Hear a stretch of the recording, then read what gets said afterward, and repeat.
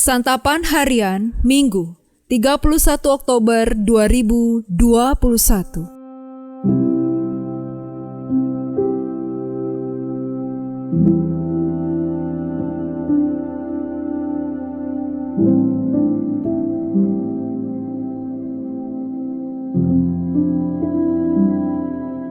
Inilah program Santapan Harian, sebuah program yang mengajak Anda menelusuri isi Alkitab, agar Anda menemukan makna firman Tuhan sesuai dengan konteksnya. Santapan Harian tertuju bagi Anda yang ingin memiliki kehidupan rohani yang segar, kuat, dan sigap.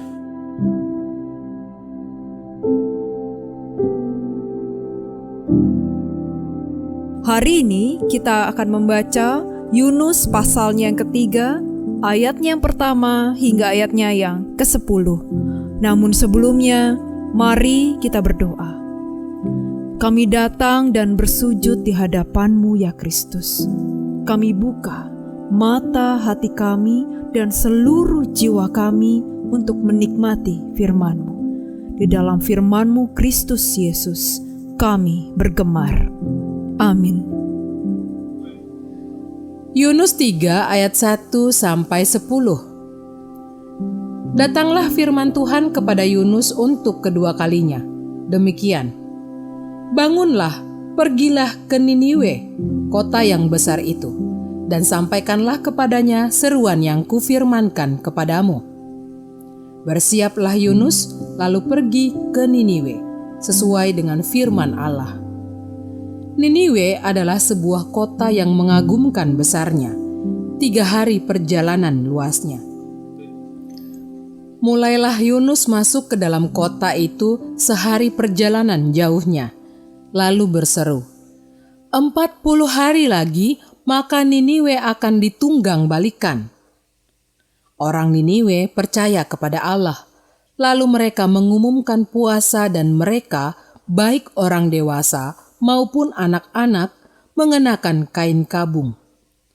Setelah sampai kabar itu kepada raja kota Niniwe, turunlah ia dari singgasananya, ditanggalkannya jubahnya, diselubungkannya kain kabung, lalu duduklah ia di abu. Lalu atas perintah raja dan para pembesarnya, orang memaklumkan dan mengatakan di Niniwe demikian. Manusia dan ternak, lembu sapi dan kambing domba tidak boleh makan apa-apa, tidak boleh makan rumput, dan tidak boleh minum air. Haruslah semuanya, manusia dan ternak, berselubung kain kabung dan berseru dengan keras kepada Allah, serta haruslah masing-masing berbalik dari tingkah lakunya yang jahat dan dari kekerasan yang dilakukannya. Siapa tahu, mungkin Allah akan berbalik dan menyesal, serta berpaling dari murkanya yang bernyala-nyala itu, sehingga kita tidak binasa. Ketika Allah melihat perbuatan mereka itu, yakni bagaimana mereka berbalik dari tingkah lakunya yang jahat, maka menyesallah Allah karena malapetaka yang telah dirancangkannya terhadap mereka. Dan ia pun tidak jadi melakukannya.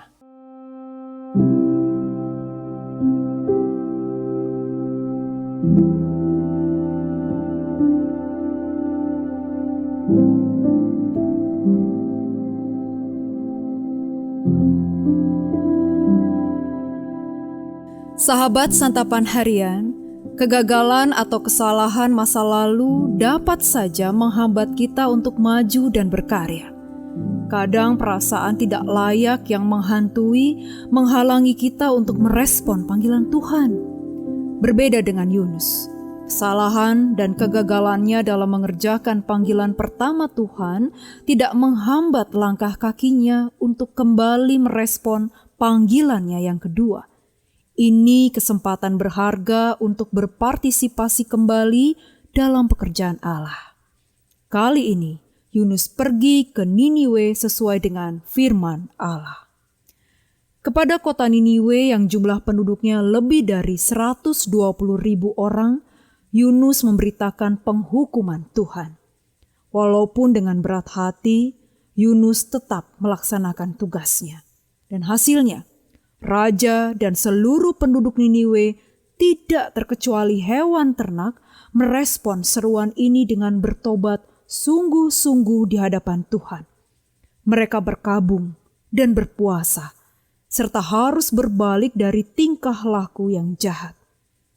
Oleh karena pertobatan Niniwe, Allah tidak jadi mendatangkan malapetaka kepada mereka. Penduduk Niniwe bukan hanya mendengarkan firman Allah yang disampaikan oleh sang nabi saja, melainkan meresponnya dengan ketaatan dalam pertobatan mereka.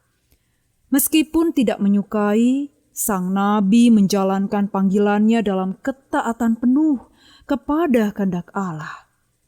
Mungkin dalam kehidupan yang kita jalani, kita pernah merasa tidak layak untuk melayani Tuhan karena kesalahan maupun kegagalan pada masa lalu.